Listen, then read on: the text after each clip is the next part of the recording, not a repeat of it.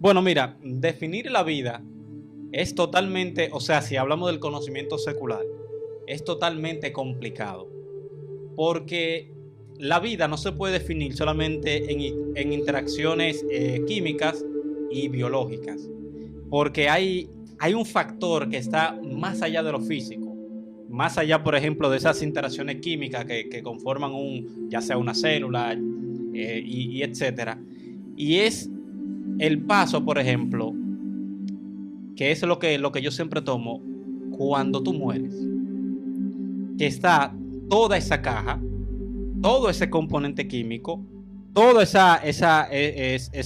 ser biológico, pero sin embargo, la persona que ocupaba esa caja no está. A pesar de que a Carlos Veloz, por ejemplo, le pueden hacer un estudio genético y dicen Carlos Veloz, le toman el ADN, Carlos Veloz, le miran el pelo, Carlos Veloz, la figura, Carlos Veloz. Pero ya falleció. Pero no está ahí. Entonces, acuérdate que está aquí, es una hipótesis. Sí, bueno, sí, Carlos Veloz está aquí.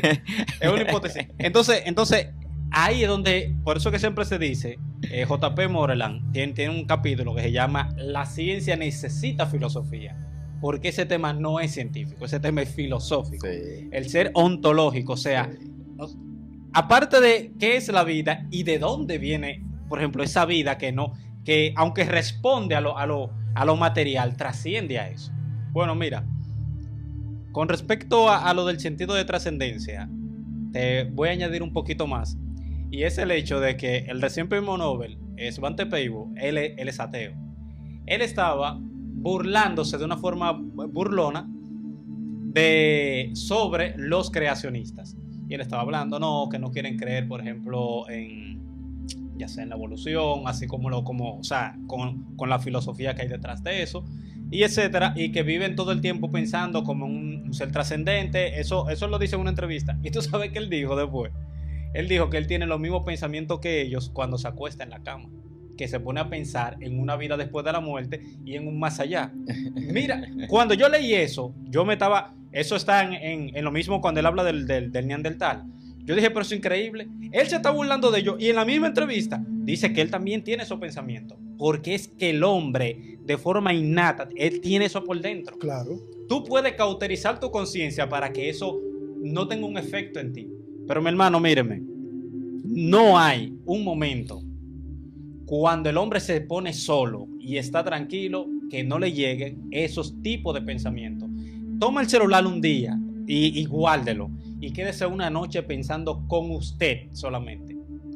Todos esos pensamientos le van a venir, porque es que el hombre, usted dijo en un programa pasado, que Dios le puso la eternidad en el corazón del hombre. El hombre, por eso es que el hombre, desde la primera civilización humana que se ha conocido, siempre ha creído en un Dios, siempre ha creído en un ser trascendente, porque tiene esa necesidad, por ejemplo, de conectarse con su creador, porque esa es la única forma en la cual la vida tiene un sentido objetivo. Claro. Y tiene una moral objetiva. Claro. Y para eso, por si hay personas que dudan, el libro Sapiens de Yuval Noah Harari, que él es ateo, es un éxito de venta.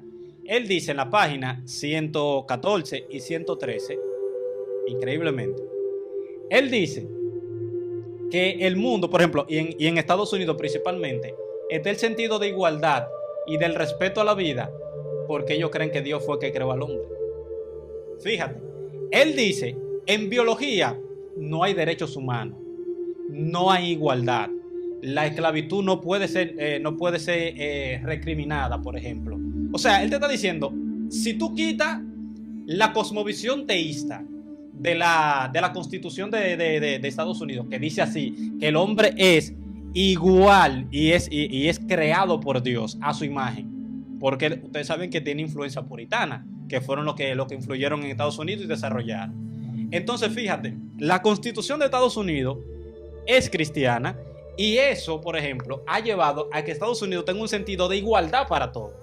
Pero cuando tú quitas a Dios del asunto, mi hermano, la humanidad totalmente cae en caos. Y eso es lo que él explica. Él dice que él no cree en Dios. Y él dice que todavía la creencia en Dios es necesaria para que el mundo, por ejemplo, no se vaya en un caos y no haya una muerte. Entonces, tenemos que entender algo. Solamente Dios.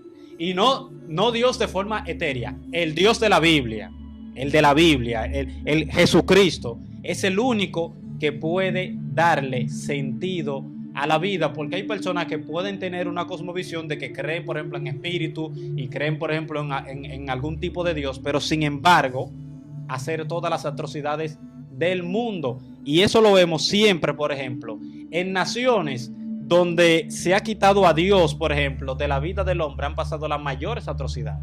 Y eso te lo puede ver en la Alemania nazi, cuando se desvinculó de la iglesia, que incluso tenía un plan para erradicar el cristianismo de Alemania. Eso te lo puede ver en Rusia también, con la vastedad de muerte. Entonces, fíjate que en los países que tienen, por ejemplo, una influencia cristiana, la vida tiene valor.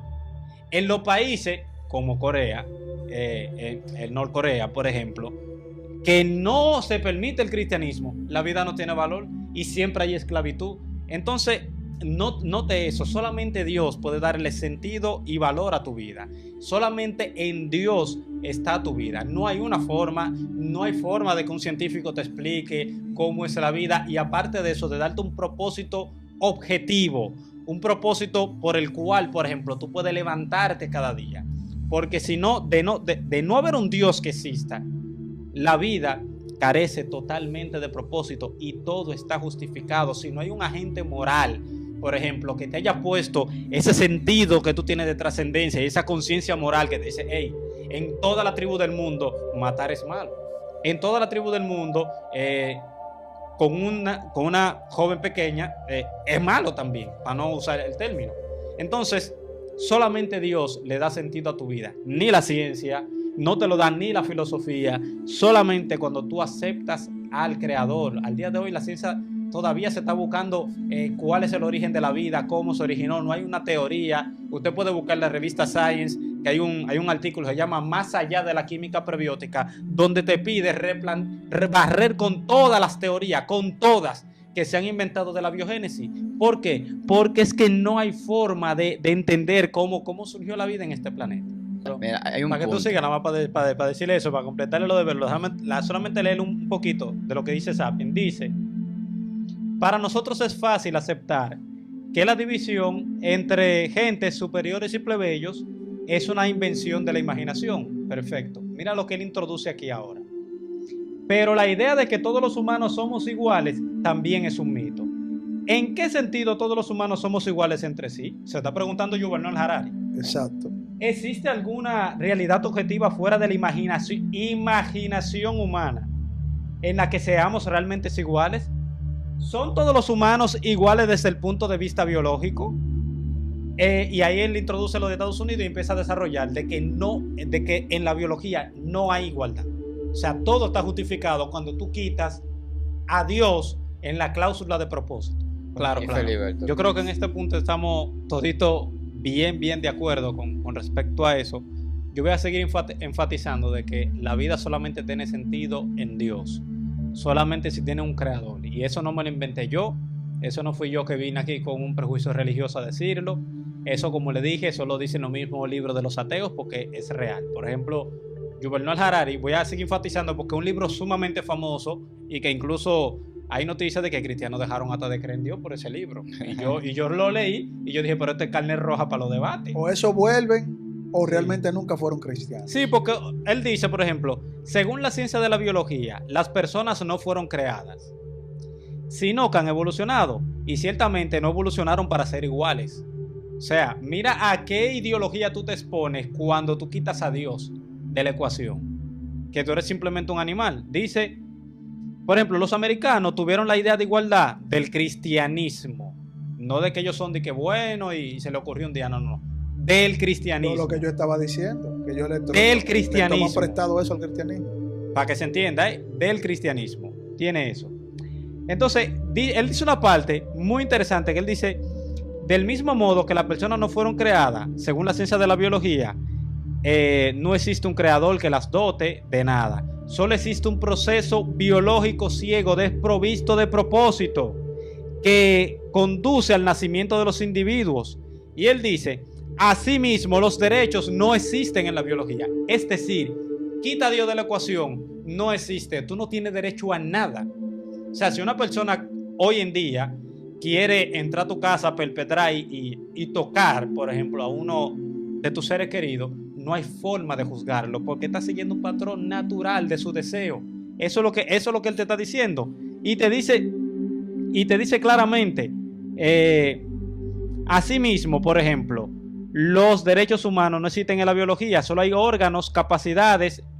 Escúchate bien, los derechos humanos no existen en la biología, solamente órganos, capacidades y características. Y te continúo diciendo, ¿cuáles son las características que evolucionaron en los humanos? La vida, ciertamente, pero ¿y la libertad? Se pregunta él. En biología no existe tal cosa. Así es. Oye, él te pregunta, ¿y la libertad? No, en biología no existe tal cosa.